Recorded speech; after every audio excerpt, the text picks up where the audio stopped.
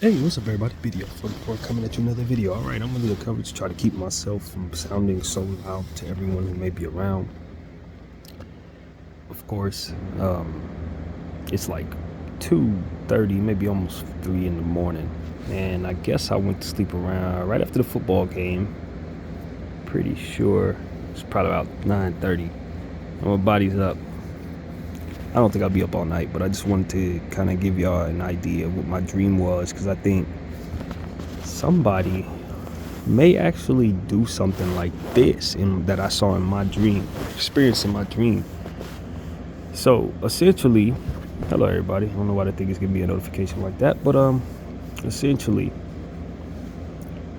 I was in the car with my mother, who passed away back in 2016, right? When we were in Hollywood, exactly across the street from the Pantages Theater, where the hotel, the W, I believe, is right now. But this was, who knows when this was. It was no sense of time. Nothing made any sense as it pertains to what would be in Hollywood right now. I've only been there once in the last 10 years and something like that. So that's not important. But the point was, my mom and I, we were in some type of a car accident. And my mother had, I guess she was wigging out in some way, meaning driving crazy.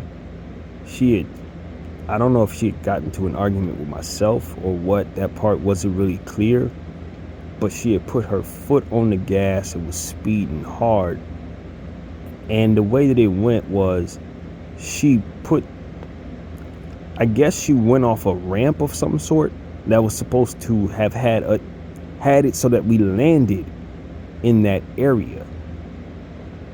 Now, back when I was a kid, right next to the Pantages Theater, I think it was like some type of bar or something. I don't know if it's still there or not. But where that bar usually is, to the left of the Pantages Theater, I believe there was like some type of a fence or a gate or something at some point in time in my life. Since I walked the street so much as I was a kid, little stuff like that is relevant in my head, even though it might necessarily not be there. At some point in time, probably in the 90s, it was like that. She got ejected from the car and landed in that area. It did not make it in my dream. It's very dark. It's very morbid, but I'm telling y'all, this dream it was almost like this was fine in some weird way. It was some very strange vibe that I would never feel in real life. It was almost if I had known my mom had already been dead for a long time, so there was no sense in mourning her in the dream. It was that kind of thing. But nevertheless, I'm just sitting there. I saw that. And it was one of those things where even though she was ejected and landed over there by the gate, it was almost like I was ejected too, but landed on my feet.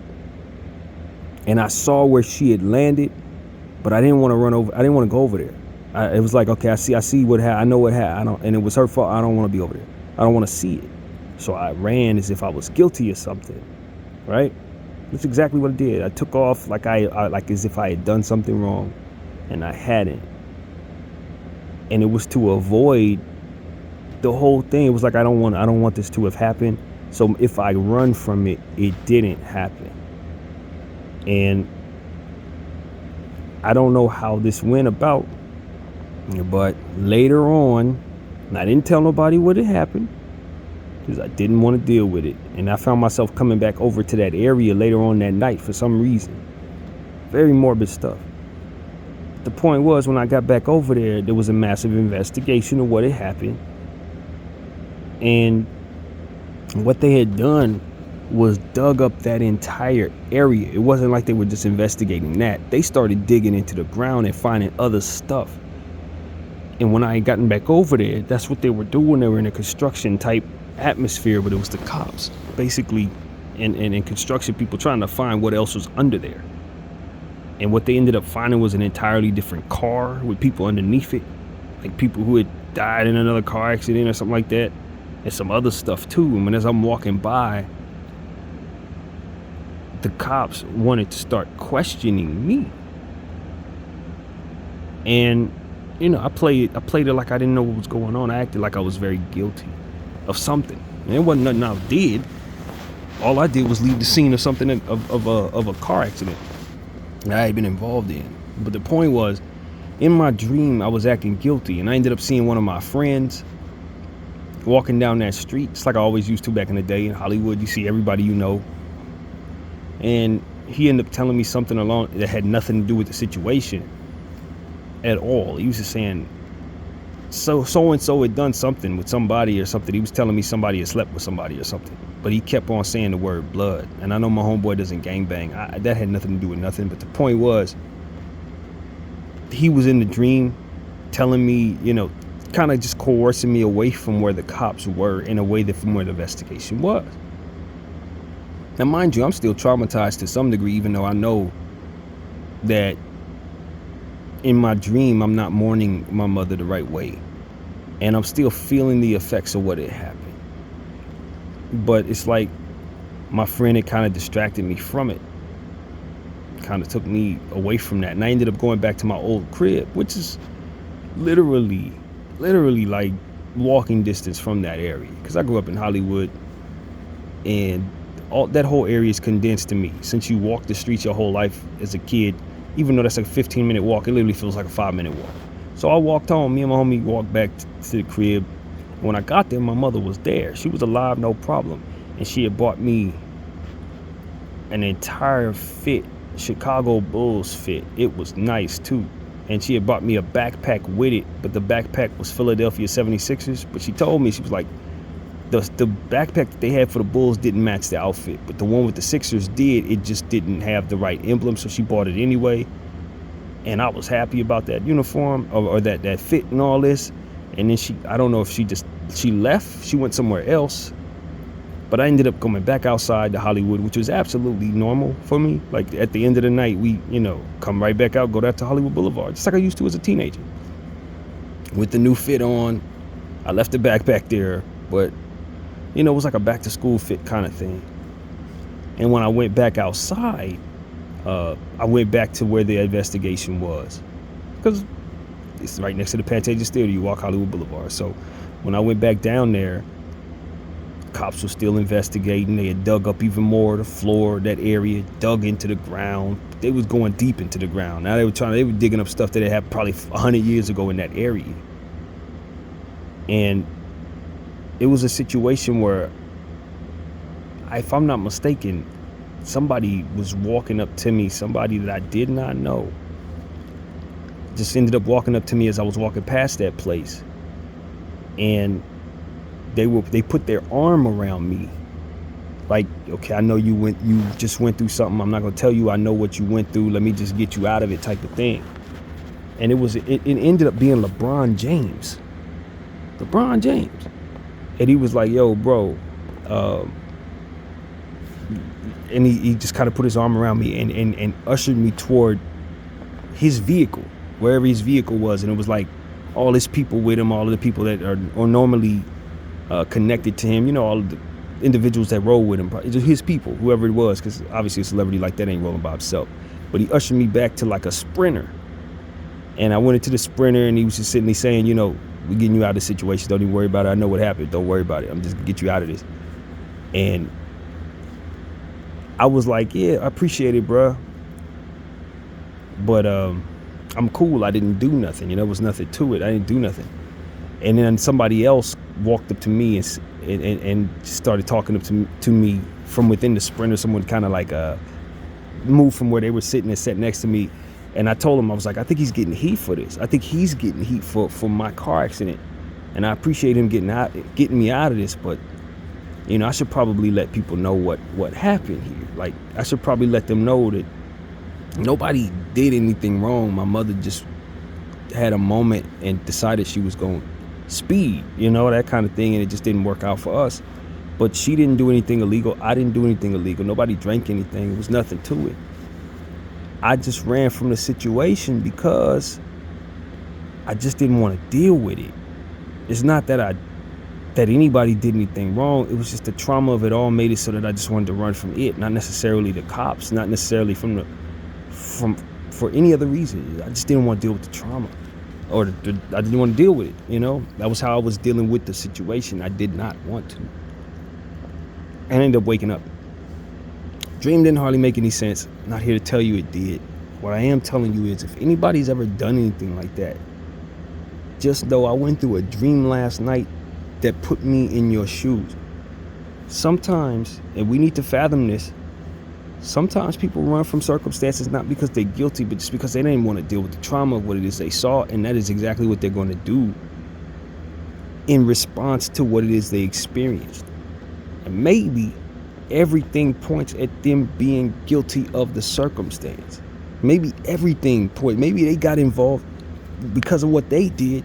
They roped them into other stuff. Because of they ran, now the investigation that's going on because of what it is they ran from might rope them into other stuff they had nothing to do with even further. All I'm saying is that dream was so vivid to me. The circumstances were very murky, but the lesson or the application of a lesson felt real to me, and it felt like I needed to communicate with you guys that maybe somebody's going through that. Maybe you ran and you shouldn't have, and maybe it wasn't because you were guilty, it was just because you could not deal with that circumstance.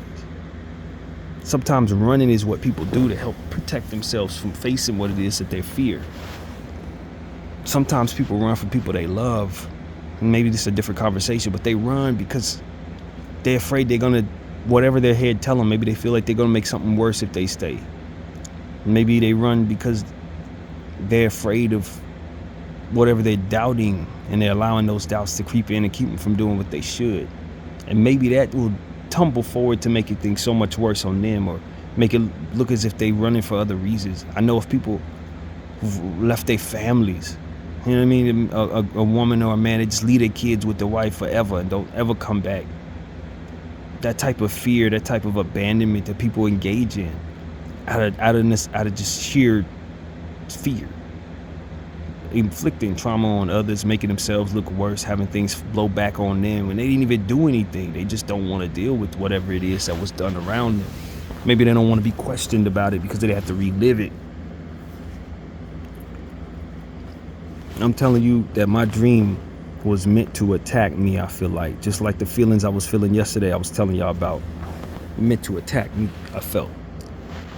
Me not necessarily doing what I was supposed to do in other areas, and make it so that I'm not doing what I'm supposed to do in areas, new areas, you know what I mean? Making it so that I'm not facing things, making it so that I can't tell the people who are doing all that hard work and investigating the situation that no crime was committed, other than the fact that somebody else did wrong in the situation, and they ended up losing their life in the situation because of what they did, and I just happened to be next to them.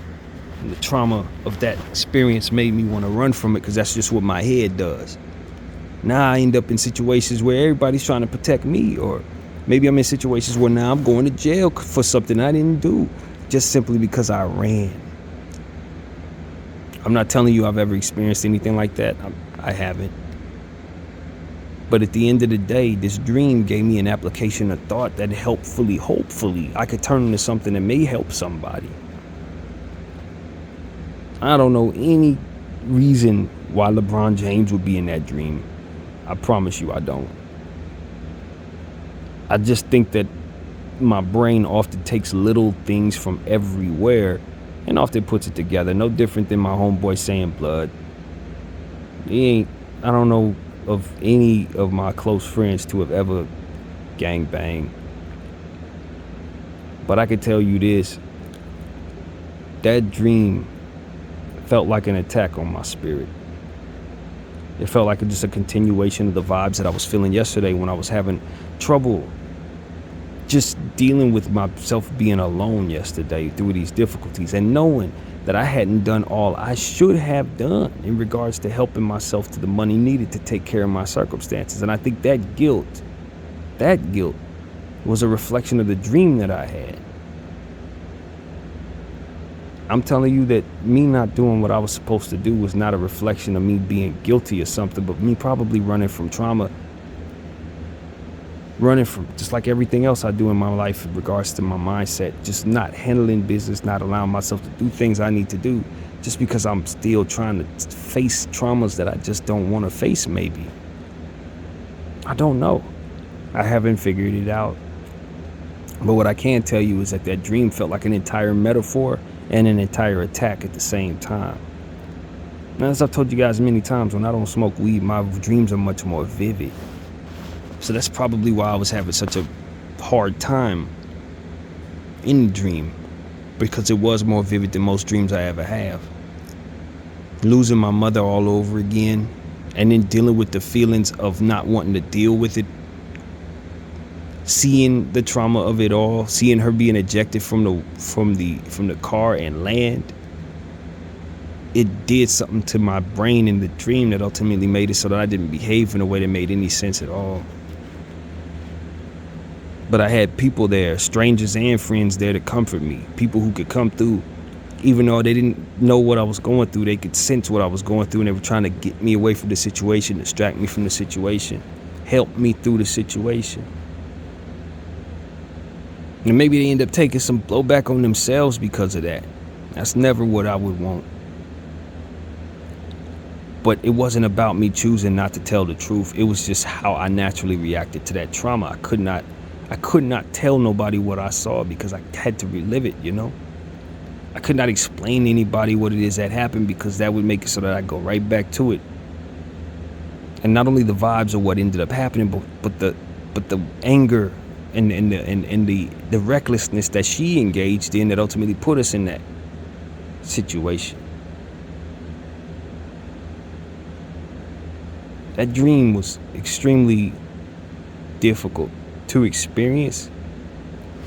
But I tell you the truth, I think somebody might be going through something like that in real life. Somebody might be running from something that they didn't even do.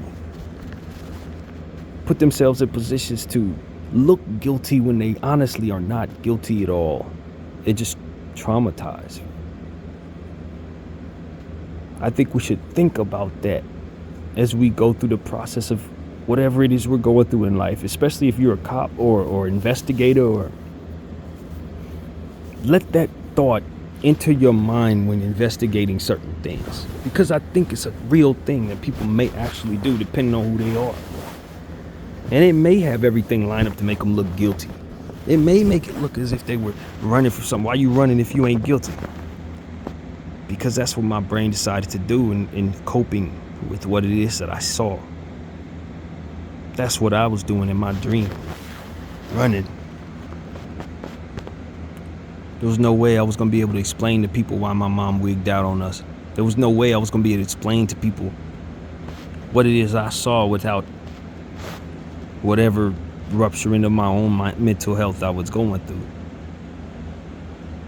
And in real life, as I wake up to my own dream, out of my own dream, I wake up to knowing that I didn't do what I was supposed to do in life. As I was telling y'all, I should have already been driving Lyft.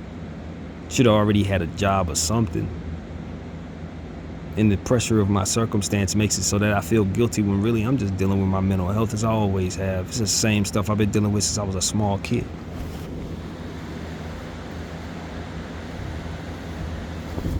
It's hot in here. I just had to get some air. But, you know, at the end of the day, man, I just want people to understand that I'm with you, you know what I mean? Maybe nobody else knows that you're not guilty. But for whatever reason, God put it in my heart to make this video and to go through that experience in my dream, to wake up having not only felt the trauma of what I dealt with, but also the comfort of people who were coming to my rescue. Comfort of people who didn't need to ask any questions, but for whatever reason just understood what I needed and helped me to that. Maybe that puts them in a position to look bad too. Maybe that puts them in a position to have heat because of what it is that I did in that situation. I want people to fathom that, man. Just consider it. The mental health is something that we often struggle with at times, and sometimes people be so confused within that mental health that they don't know if they've done anything wrong or not.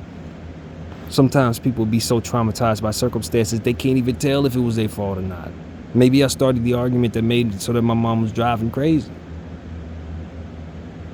Maybe it was something I did that ultimately prompted her to feel that way, to want to give up on life, to want to take us both. My mom didn't have that trait in real life. She didn't.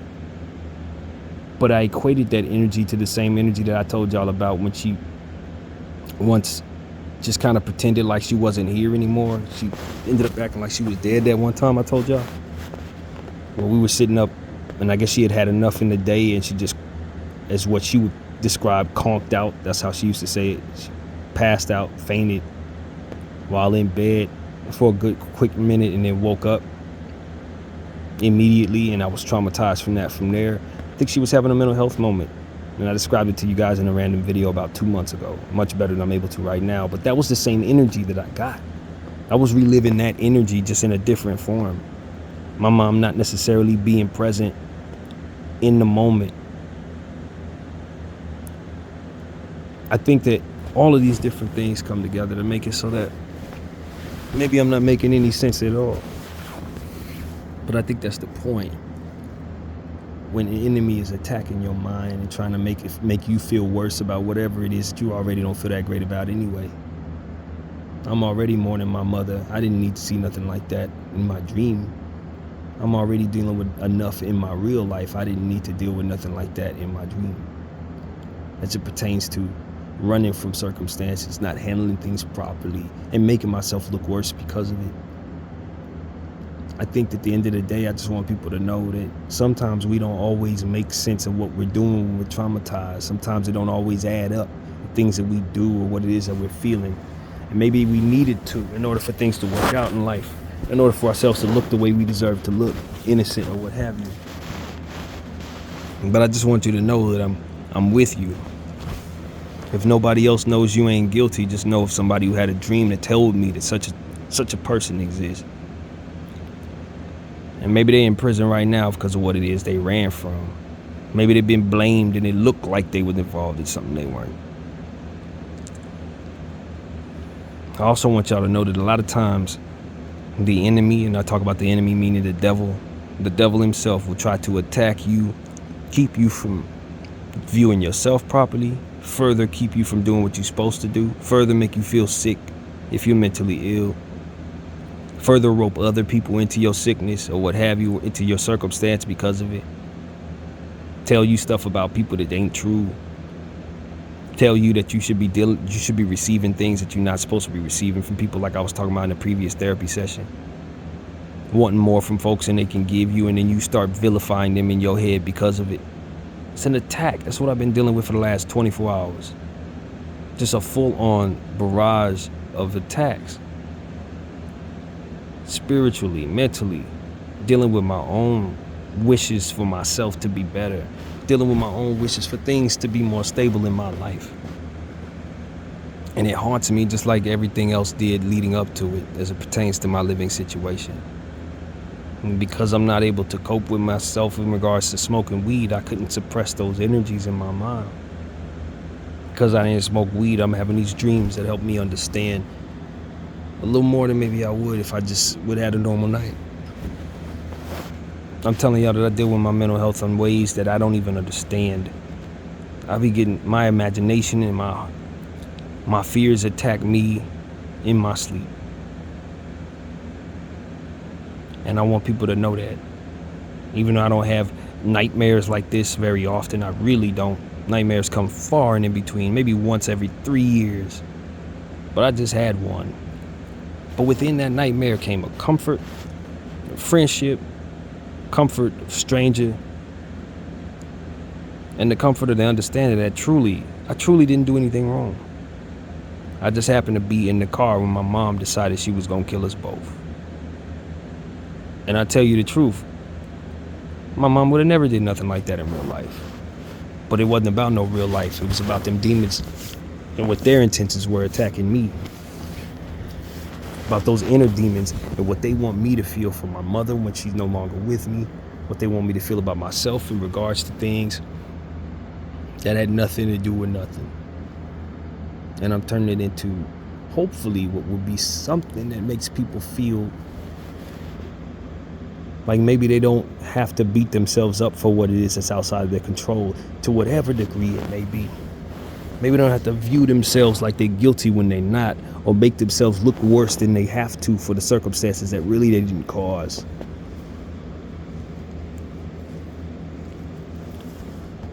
My dream was morbid, man. It's disturbing as hell. And if I disturbed you with it, I do apologize. But I hope that it can have the reverse effect, in a sense that could just help somebody say, you know what, I ain't guilty. You know what, I ain't gonna allow the enemy to attack me in this way. I'm not gonna allow the enemy to paint people that are no longer here to defend themselves in certain ways in my dreams. People that meant the most to me. My mom, who did nothing to put me in any harm's way. Nothing that would otherwise make me feel like this has any valid energy at all. But just the same, it was so very real. Just the same, I was able to attach that vibe with a vibe that really did take place, and it didn't feel that much different. Demons that have been haunting me ever since. Demons that might have catered to the mental health concerns that I have right now. The struggles of why I haven't done what I think I'm supposed to do. But I tell you, the only thing that I feel compelled to do is communicate with you, to put this into some type of form that can defeat that enemy. Put this into some type of form that can give somebody a thought that maybe they never had in their mind about people. Maybe I can even help somebody close the case that they're investigating and make somebody look guilty when they ain't done nothing but run from something that they could not face, because it's too difficult for them to have to relive. I want you to know that I think sometimes the people that you want in your life to be in your life, they probably running from their responsibilities to you for some reason like this. Maybe your wife left you with the kids. She probably left you because she was running for something like this. Maybe she just needs a therapist, more so than to be vilified. Maybe she needs the help that's not coming, because ain't no LeBron James there to put their arm around her, tell her it's okay. Or ain't no homie there to describe to them something that ain't got nothing to do with nothing, to try to distract them from that. Maybe you just need somebody in your life to tell you that you relate to them. And maybe you're not there to tell them that. That's what I was trying to do here.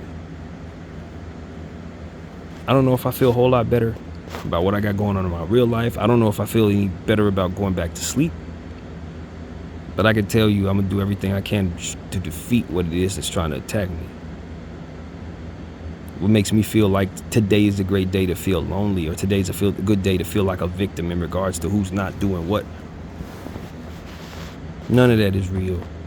What's real is that whatever's around the corner is going to be blessed, because I have a God that I believe in. Whatever's around the corner is going to be better than what I'm thinking, because now I've taken from it what I should. And now I have an idea that it's not okay to run because it could make you look worse. It's not okay to beat yourself up. And anyway, you got to let yourself be. If you've been through something, you just been through something. If you've seen something, you just saw something. Don't put on more than it needs to be. Don't tell yourself stuff that ain't true. Don't let those inner demons inside of you that would make you otherwise run further keep you running. It's okay to turn back around and get it right. It's okay to say, you know what, I ain't do nothing wrong. And I could prove that. But maybe in thinking that way, you might have to relive it. Maybe in thinking that way, you might have to tell the truth about something that you don't, you have to tell a story about somebody that you don't want to paint. I think that's also part of it. If I had to tell the truth, I would have to tell people that my mother put me in danger in that situation. If I had to tell the truth, I'd have to tell people that she had a moment of weakness, and maybe I want to protect her from that. All I'm saying is, sometimes we don't have the answers, and we may not handle things properly. Sometimes we don't get it. And we need to, in order to make ourselves look the way that we deserve to look in the circumstance. But we're just handling our trauma the way we do. But I'm telling you, you got to fight those demons if it's going to have you abandoning people that you love. You got to fight those demons if it's going to have you looking worse. You got to tell those demons that they are not going to defeat you in the one life that you have going forward.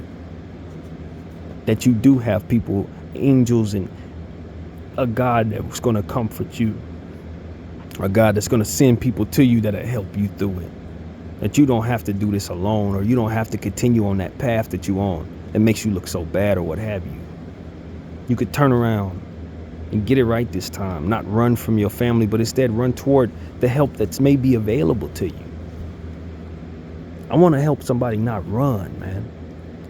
I want to help somebody not throw away a good relationship because they're afraid of what's going to happen that ain't actually going to happen, because that person really is meant for you. Or that circumstance or that job really is meant for you.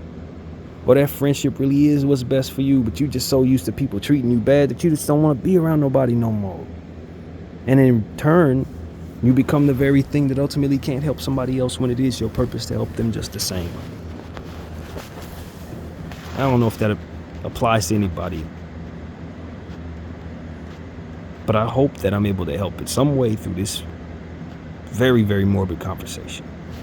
My name is BDF 44. I thank you all for watching. I'm out.